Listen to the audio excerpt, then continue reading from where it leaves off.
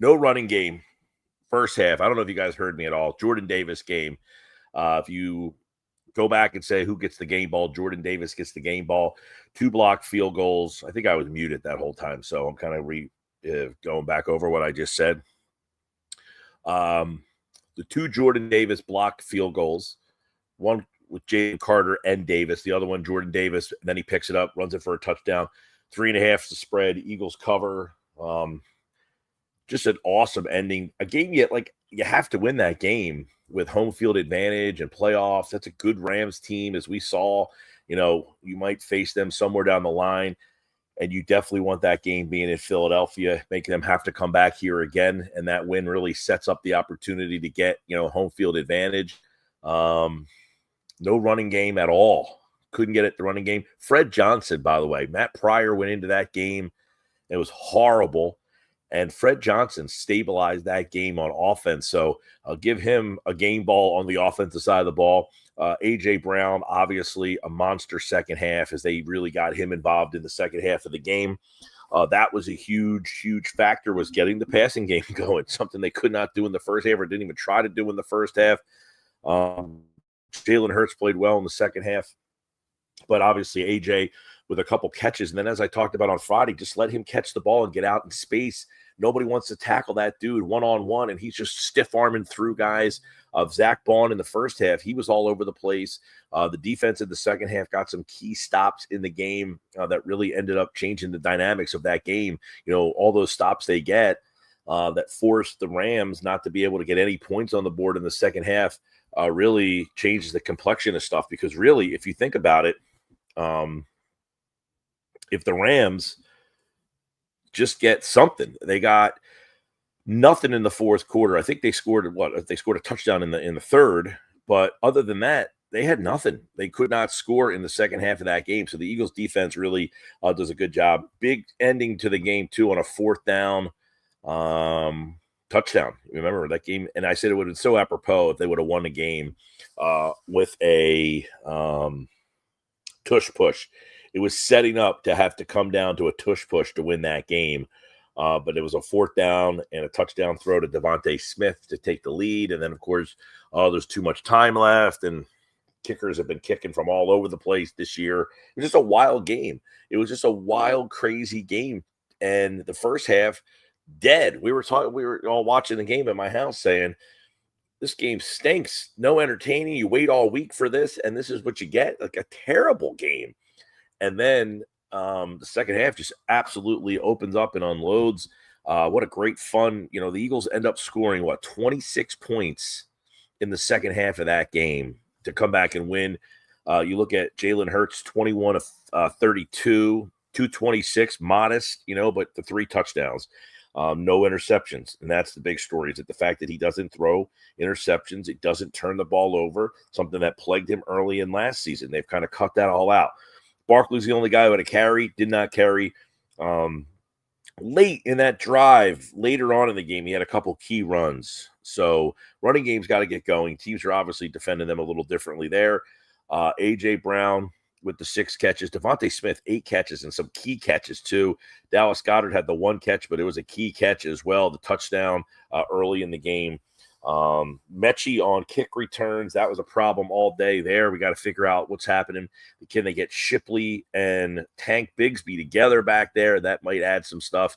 Another guy I thought played pretty well in the game when you take a look back at everything there was Cooper DeJean. You didn't see a lot from Devontae Adams in the game. He did have the 1 touchdown catch on Reed Blankenship. But, man, it was a crazy game. Give me your thoughts. If you are watching on the YouTube, hit the subscribe button. If you are on the X platform, let me know some thoughts on the game. I want to get more reaction and thoughts here. We're going to kind of keep it quick and keep it short in the post game here.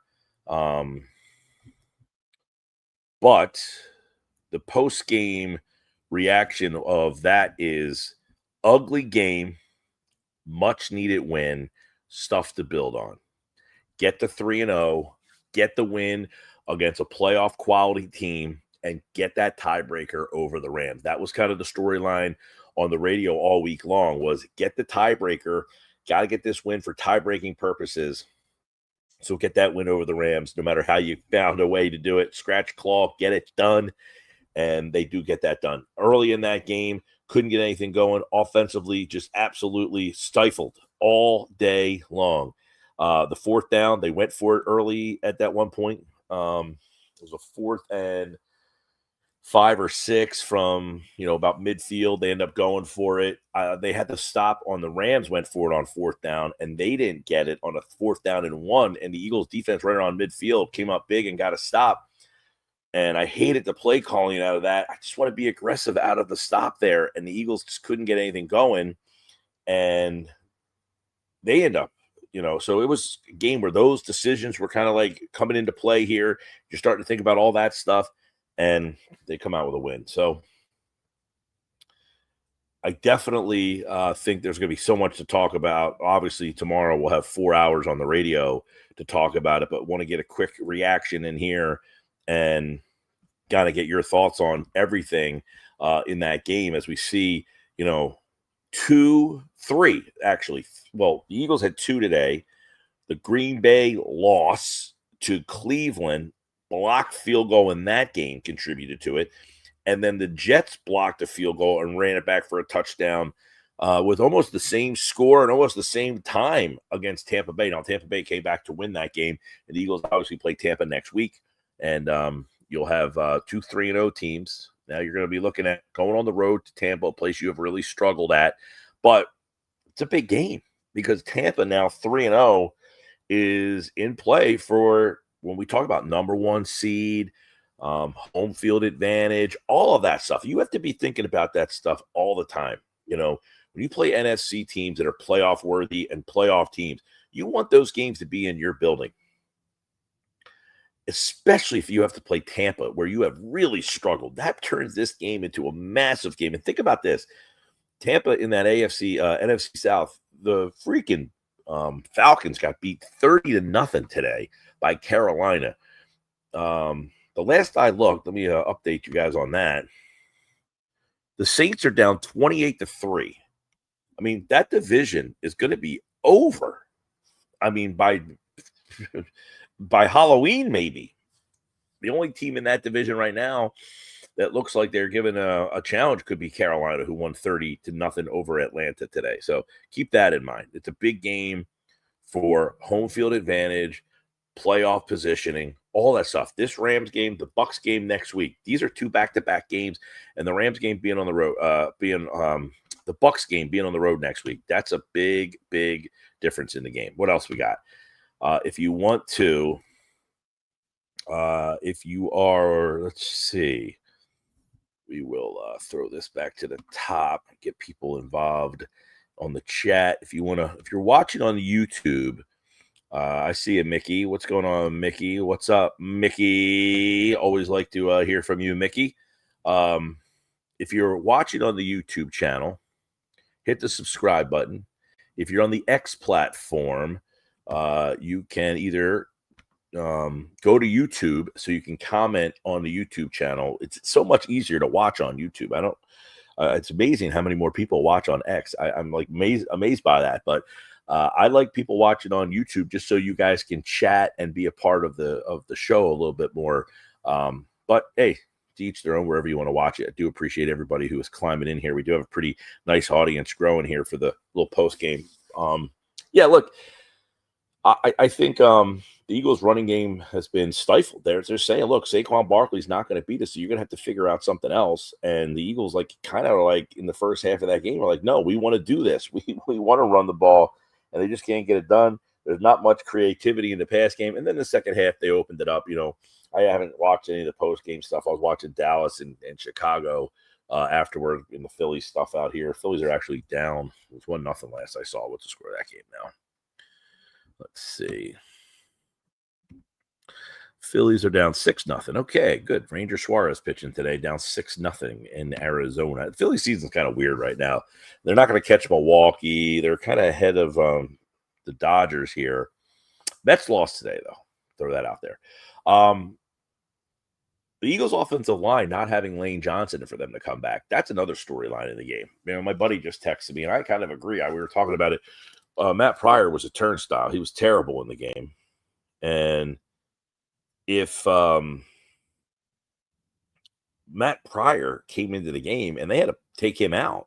So Fred Johnson goes in and absolutely solidifies the line because they were playing terrible for that little stretch there when Johnson went out. And we know when Johnson goes out, the games have not gone well for the Eagles in terms of their record with Lane Johnson out. Now, he had a neck injury. There wasn't a whole heck of a lot of follow-ups on that. I heard from what I was told, people in the locker room said that he was kind of unable to turn his head, so maybe he had like a stinger or a stiff neck. I don't know. Not good. Not good. You miss Lane Johnson next week against Tampa. So what does everybody watching think about that win? Impressed by the win? Are you looking at the game as, hey, I'm impressed by that win? Or are you looking at that game and saying, man, the Eagles got problems? See, I look at that win as like, you got to find a way to win a game, and they found a way to win that game against a good team. That Rams team, as I said all on the radio, that's a good team. I actually think the Rams are the biggest challenger in the NFC. People like Green Bay because of the Micah Parsons thing. That the Parsons trade doesn't do much for me for Green Bay. Their offense still isn't good enough. They couldn't score today against I know Cleveland's got a decent defense, but couldn't score against Cleveland. And the Eagles have done a pretty good job against Micah Parsons. When the other team's best weapon is a pass rush, I always feel that the Eagles' offensive line is kind of the equalizer on that. So that's why it's cool that they got Micah Parsons, and that'll make people get excited about them. But I don't think they're much different from the team that the Eagles played in the wild card game last year. Unless Matthew Golden, they lost Jalen Reed. That's a big loss for them. Watson's always hurt. Unless Matthew Golden turns into a superstar wide receiver, if he's just an okay wide receiver, I still don't think that team's offense is good enough. I think the Rams are the team, and the Eagles needed that win to get that game. Hopefully, if they play in the playoffs in a divisional round or an NFC Championship game, they get that game in Philadelphia for, in January. Man, has so many thoughts going through your head, right? As that thing kind of happens. So Jordan Davis blocks it, picks it up, runs it back for a touchdown. Then I'm watching on YouTube TV, and it like froze, and then it froze and then sped up. So like you watched it happen like in fast forward speed. And I was like, what the hell just happened here? We're all like, what is happening? So many big moments in that game. My gosh. And it's like, after you watch it and you're just like, so like, wrapped up into it, you almost forget like this little play and that little play and all these little like factors. Remember, the Eagles blocked a field goal. The drive before that, which would have made the game 29-21. And we were talking about it was fourth down, making it keeping it at a one-score game. And the Eagles end up blocking that field goal because if they make that, it's 29-21. And then Philadelphia would had to have gotten the 2-point conversion, and they did not. So that first block field goal was a big play in the game. Think about that. We talked about the fact that you stopped them on downs, then they stopped you on downs. And the result of you stopping them stopping you on downs was the block field goal. So that was in the fourth quarter. You had the Rams stopped on downs, the Eagles stopped on downs, a blocked field goal, an Eagle touchdown, and a blocked field goal. That was the fourth quarter of that game. The third quarter was a fumble, right? That was when they fumbled, right? The fumble was right out of the half, wasn't it? Yeah, it was out of halftime. The Eagles fumbled. Rams scored a touchdown. You score a touchdown. They punt, then a touchdown again. So you had a little bit of everything in that second half of the game. Yeah, Tony. Offense was MIA in the first half. You ain't lying. It was terrible. And it was bad for a variety of reasons. Bad play call, very conservative. You go back to that first half and take a look at. They did score a touchdown on the first drive of the game, the Goddard touchdown, and they kind of opened it up a little bit. And on that drive, you had there was a pass to Smith that made the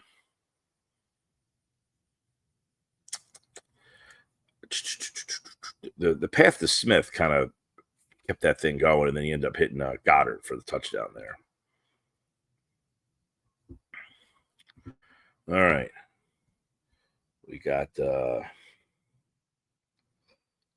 couple minutes left here before I got some other things I'm doing today. Watching these games, I'm outside on the porch right now.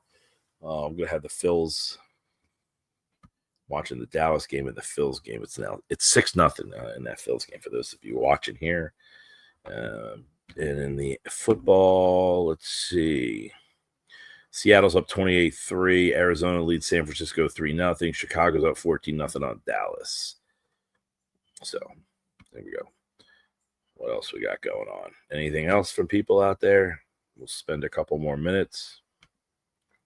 If anybody wants to get anything in there.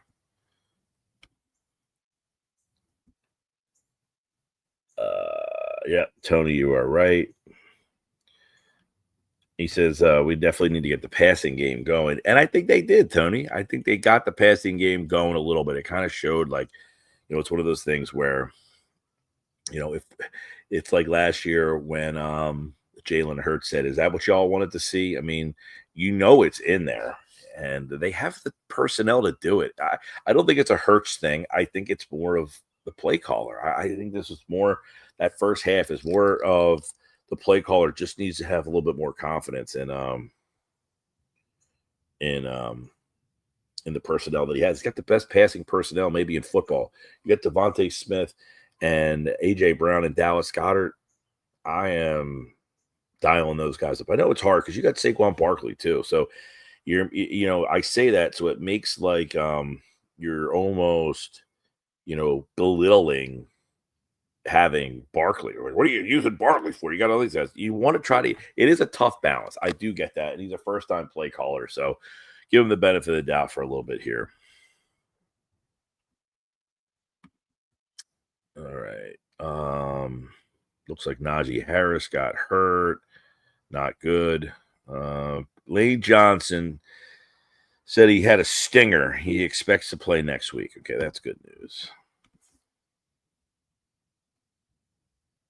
Yeah, looks like Najee Harris had an Achilles injury, and that's not fun. Hate to see that. Man.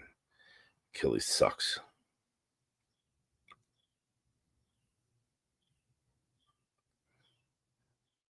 Anybody, let's see here. Yeah, by the way, good call, Mickey. The Flyers played tonight, preseason game, first one. So you had Eagles at 1, Phillies at 4, and the Flyers, I think, play at 6, if I'm correct on that. I know they played tonight. I just don't know it's either 6 or 7. So Flyers preseason Tuesday night as well. All right, so everybody hanging out. We'll spend a couple more minutes in here. If you have questions or you want to pop them in, I see. It's funny. I'm looking at the difference between the X viewers and the YouTube viewers, and it's that number is always wild to me. How many people watch on X? That's good. If you're watching on X, at Mike Gill Show is the YouTube channel. You can subscribe over there. Yeah, found a way to win is really the big thing here. Let me see something here. Sirianni is talking right now. I think anyway. Pretty sure he is.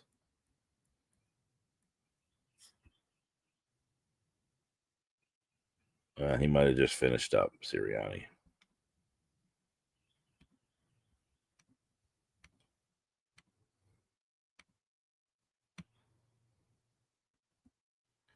There we go. So Sirianni just finished up. Let's see. We might be able to here for you.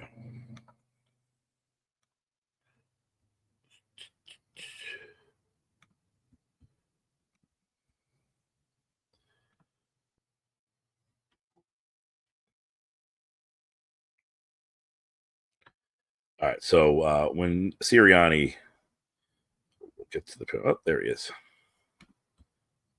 Play that for you guys. Wife. You're not letting that happen anymore. Nick, describe your feelings of Jordan Davis watching the kick. Yeah, I think the only walk-off wins I've ever been a part of were the Buffalo game in 23 and today. And it's a great feeling. It's an emotional game. What I said to the guys today, and I'm sure you guys will ask this question, it's an emotional game. You can tell by our faces after the game how emotional it can be, but we have to keep our emotions in check. We know the league is and rightfully so is cracking down on some of the taunting and the shit talking and that's what they want, and I respect that. We have to do a better job because we had 3 personal fouls today. So we have to do a better job of keeping our emotions in check. It's awesome. It's emotional to win away like that, but we have to the same mental toughness that we had in this football game to be able to have everything, not coaching worth a crap or not playing worth a crap early on in the game to come back and be able to win. That same emotion that you have, that mental toughness, play in, play out. We have to be able to have in moments like that as well, and that we can look at the blame on that is only on me, and I know I'm relentless. I'll do everything I can do to get it fixed because we got to fix that because that will cost you. It could have cost us today, and so again, we have a good framework of our mental toughness, but we have to have that same mental toughness, when the emotions are high in the football game. Devontae cited tempo as the reason why the offense went from not being effective in the first half to being very effective later. Why was that effective?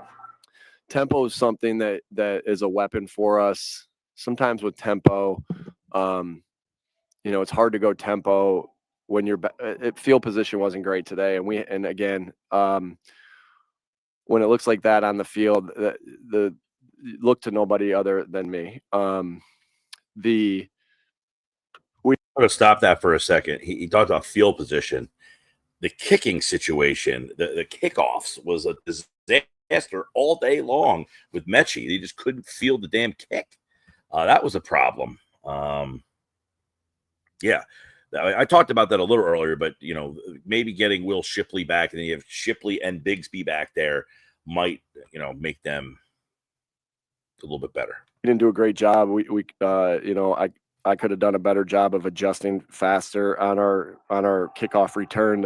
And they got a weapon there with their kickoff coverage, and Sean knows that, and he does it. I've not been shy about me thinking Sean's one of the best coaches in the NFL, and they did a really good job on their kickoff. And so tempo sometimes is when you're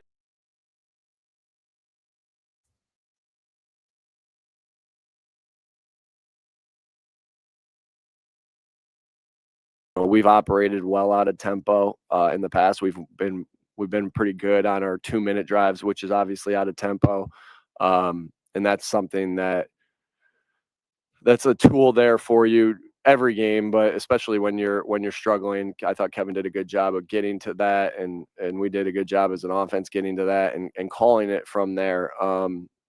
Obviously, the first half and really the first 2 possessions of the second half, offensively and defensively, it couldn't have went much worse. Now, we did a great job on defense, holding them to 3 points and keeping the game manageable, where if we just kept fighting and kept clawing, that we'd have a chance, and got some big stops there in the second half. But that was a weapon for us that we've operated well out of, and it worked well today in the second half. Share a moment. Perspective, what do you think will stick with you more? The first half, I'm sure there's some things you got to clean up, or that second half where you come back. Yeah, I'll always remember this win. You kind of similar to what you asked me about the Super Bowl. You'll always remember the good times there. I don't remember who asked me that, but you'll remember those good times there, and it'll be a good moment to remember that. I still remember the Buffalo game from 23, but we got a lot to clean up. And tomorrow, today we'll celebrate. Tomorrow,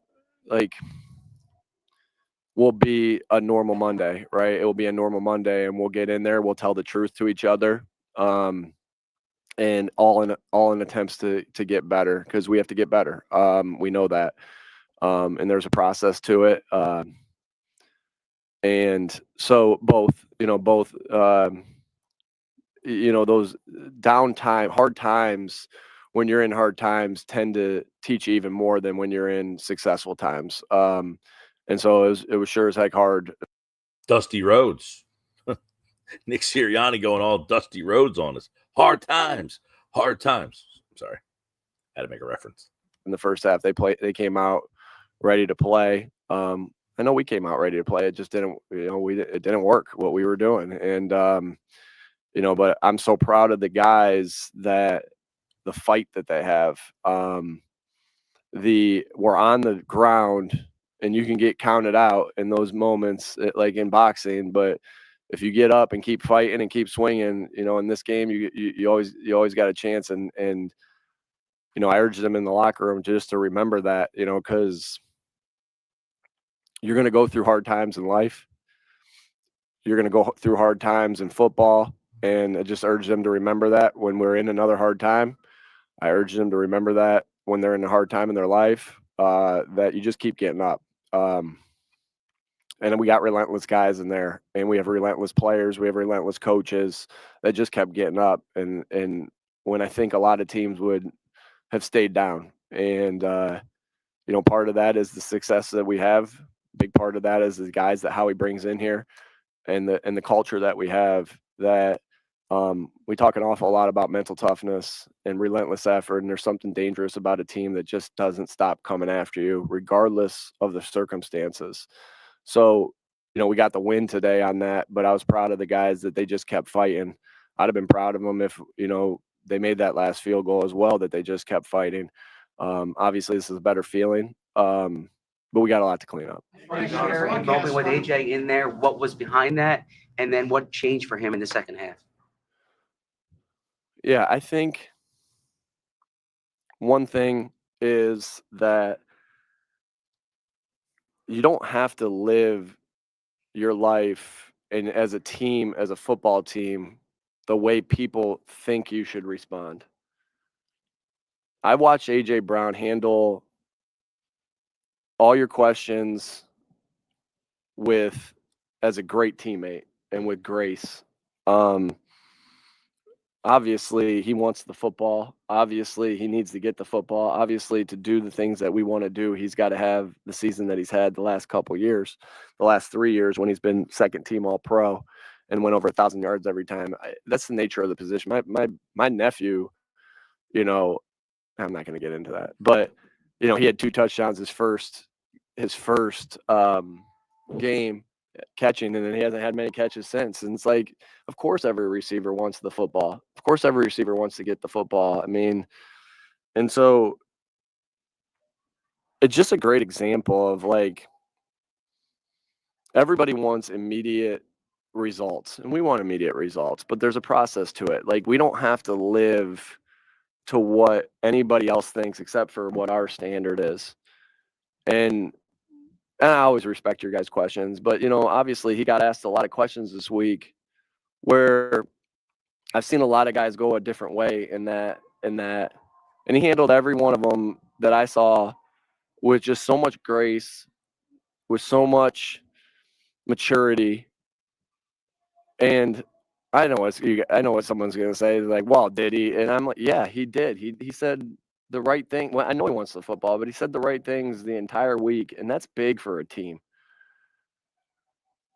Like, I'm just really proud of how he's handled, a slow start, as far as stat wise. But he's doing the right things with the ball without in his hands to help us find ways to win football games. And today we needed it with the ball in his hands. And so I just really think he handled it the way we want to handle things as a football team, where it's not about individuals. Like it's all over the place, right? Well, you're not getting yours. Well, we're a team. We find ways to win. Well, aren't you frustrated? Yeah.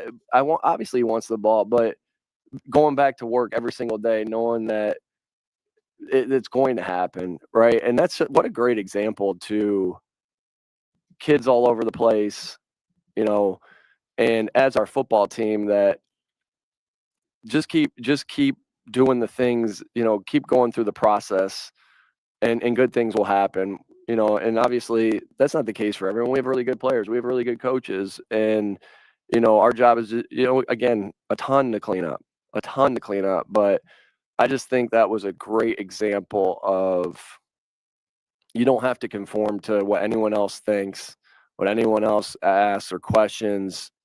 Just, he's a great teammate through it all, and we know how important part of offense he is. How much was just express a desire to have a less conservative type of offense? Do you agree with that assessment? Again,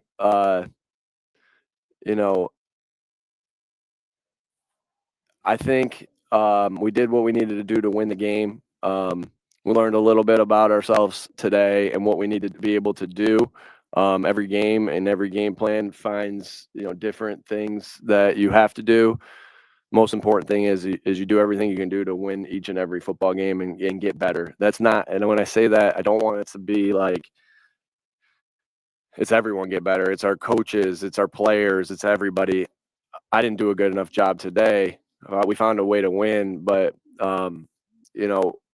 we all have to find ways to get better, to put points on the board, to make sure stall outs don't happen. This is football, though. There are ups, there are downs, and you just got to find ways to keep moving forward. Jalen seemed very vocal, and there was a lot of communication on it. How impressive was the collaboration with Jalen, Kevin Patullo, yourself, collaborating, communicating about finding the stuff that's working to get into the. Yeah, obviously, in those scenarios, I'm not going to take any credit for that. Jalen, Kevin, and the offensive staff did a great job of finding things that worked, and got us out of the rut that we were in. Any communication with the quarterback is going to be critical. He's the one who's going to give you confidence to, call the things that you need to call. Good question for Kevin, because obviously I'm doing the things there. I can't take any credit in that. Those guys did a great job of adjusting and finding the right things to do in that scenario. How much does urgency, we're talking about the passing game and AJ wanting this football, how much does urgency, and you never want to fall behind, but the personality of a game, can it help that click in? Sure. Yeah, sure. Obviously, this will give us confidence moving forward. We weren't able to run the ball like we want to be able to run the ball today, and that's going to happen sometimes. And we're going to need our pass game to do what it did today. And other times it's going to be the opposite way. Like I said, there are circumstances that happen. Like, again, I hear what AJ said with the conservative part of that, but there are some circumstances that happened in the first half where our field position wasn't great. Now, we didn't get anything, so whatever we did didn't work, right? Because we punted it back, the defense would stop them, and then we would, they'd get 3 points. But there are circumstances that dictate things, which happened today a little bit at times. We know what we're capable of. So, sometimes it is in the sense, too, that you're the offense and you got to dictate to the defense of what they need to do and not let them dictate to you what you need to do. I think that's a good example for us today of that, in some dire situations that good reminders for us. How much did Lane going out impact what you wanted to do, and how much did Fred coming in allow you to maybe go where you wanted to go? Lane Johnson is, in my opinion, no question about in my mind that he's the best player I've ever been around. He's one of the best players in the NFL, and it's hard. Sometimes it's hard to see that, as an offensive lineman, it doesn't show itself. But Lane gives us so much ability to do different things because of who he is as a football player. Like I said, he's one of the best players I've ever seen. Obviously, we have a lot of great players on this team. They're all up there. But Lane is special. We got a lot of special guys. AJ is special, Jalen special, Saquon special, Devontae special, Zach Bond special, Jalen Carter special, Jordan Davis is special, right? But I do think that, man, what a great trade by Howie, like to get Fred here. And I just know that Howie is relentless in what he does, of always helping this football team get better. He saw a need for us, what we needed with Fred there, and went out and did the things he needed to do to get him. I'm so appreciative of Howie and having a partner in this thing that, I feel like I'm relentless. I know he's relentless, and just having a guy that you trust so much there. And Fred did a great job, just like Fred did last year in certain situations, to come in and play meaningful football. It took a couple of series to go there. We had played some things with right, left side as far as that goes with where they've been training, but offensive staff, Stout, Kevin did a good job of saying, hey, Matt Pryor is very important to this football team and the things that he does. Fred maybe give us a better chance right now, and making that change. That's hard to do sometimes, and I credit those guys a lot for that change. You got game-changing plays.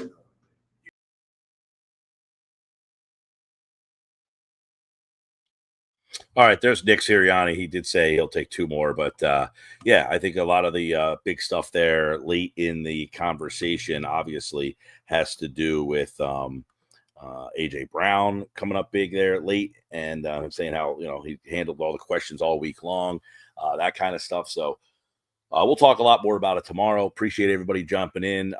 Make sure you go to YouTube, hit the subscribe button, like, share, all that good stuff. We're going to be doing more of these. Tomorrow morning, we might have another morning one for you guys out there as well. Phillies post game, possibly be checking back in on that. So make sure you bookmark us at Mike Gill Show on the X and on YouTube. Eagles win. Wild game, 33-26. That's the final score. Fun game at Lincoln Financial Field, everybody. We'll talk to you on the radio and keep it here for more On the Porch. See ya.